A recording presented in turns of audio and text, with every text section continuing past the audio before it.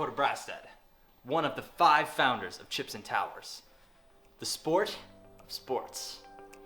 Today, we're going to be explaining some of the rules to you right ahead of the Chips and Towers World Championship. So, let's get right into it.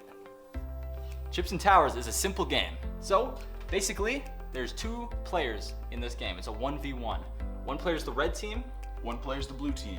And you separate chips into 9 chips for each player.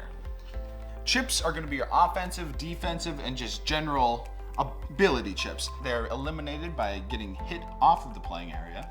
If you lose all your chips and you still have towers up, you will forfeit the game. Towers are mainly just your scoring chips. If you lose both your towers, you will lose the game. You're going to want to protect these babies at all costs. Both these get knocked off, you're out of the competition.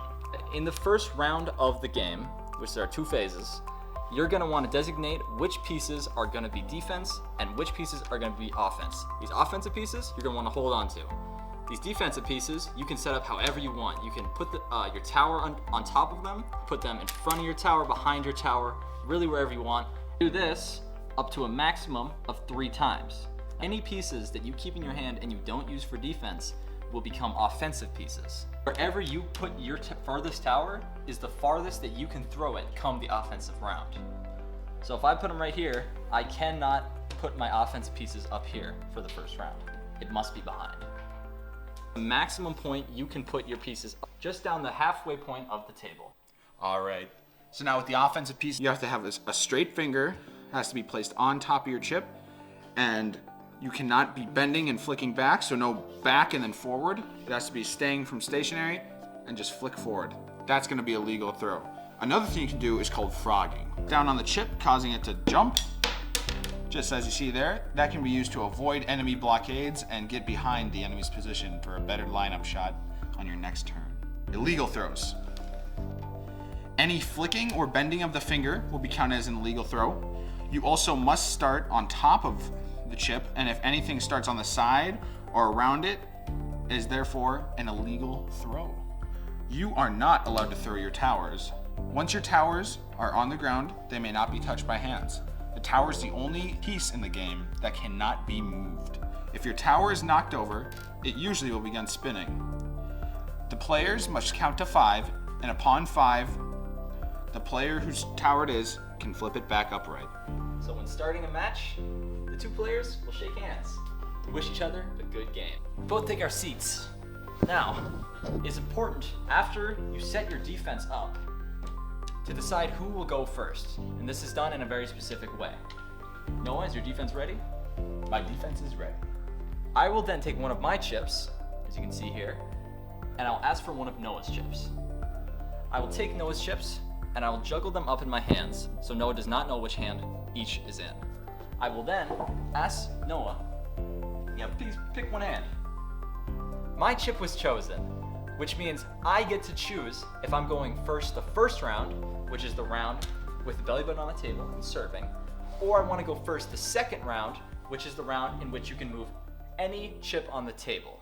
So I won the chip picking, so that means that I get to choose, and I think I want to go first the second round. So Noah will get to go first the first round.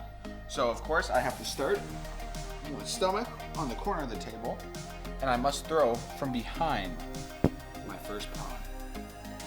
So I'll set it up, make sure I have a straight finger, aim for my target, and throw it. Now that fell off the table, which means that that piece is now out of play and will be removed from the game. It's now Koda's turn. So now that it is my turn, Noah will remove his belly button off the table, and I'll put mine on. Now, I'll put my piece behind my tower, and I'll launch it. I still have offensive pieces, and there is no rule against hitting his piece right here. So I can play a little bit of defense here, and as long as I'm behind my towers, I can still throw it. Now again, straight finger, and just slide forward.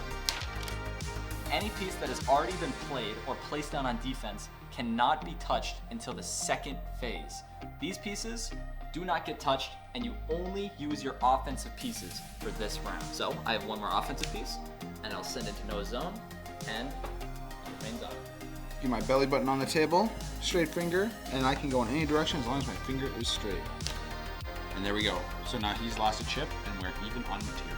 Once you run out of pieces, the person with more pieces gets to throw uninterrupted until the second round. I have 2 more shots. So now I can play both of them.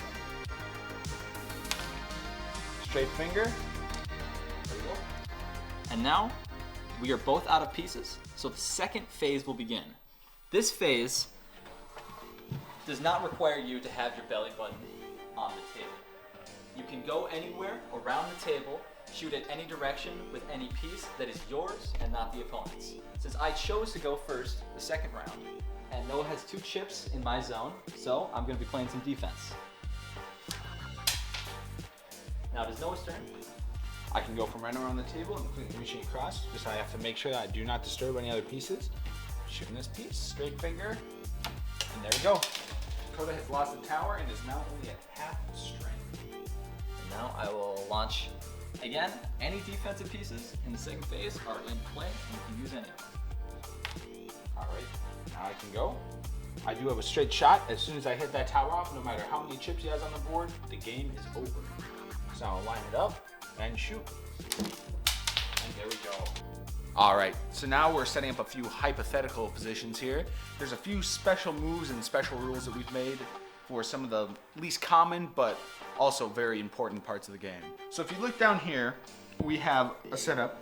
Koda has just made his move and has knocked my last playable chip off the board, which means I now have to sacrifice one of my towers. In chips and towers, we call this piece à l'air, which means to make the worst move, but it is your only option. So I will take off one of my towers. It is now out of the game and I've lost it, but now I can play this chip. So now it's not, oh, your move is not over until you throw the chip. Again, supposed to be a legal move, straight finger and throw it. And there we go. So now it is his move. He may go, and if he misses my tower, there we go. I have to sacrifice my tower. Again, piece à l'air. However, if you remember, I still have 1 shot with this chip, which means I could still win the game. So now I will take it and shoot, and there we go. The game is a draw. Both towers have fallen off the playing area, and I have won the game. Now, shake the opponent's hand. It's a good game. Yeah, hopefully I can find competition next time. And that is how you respectfully end a game of chips and towers. Hey, hey, hey!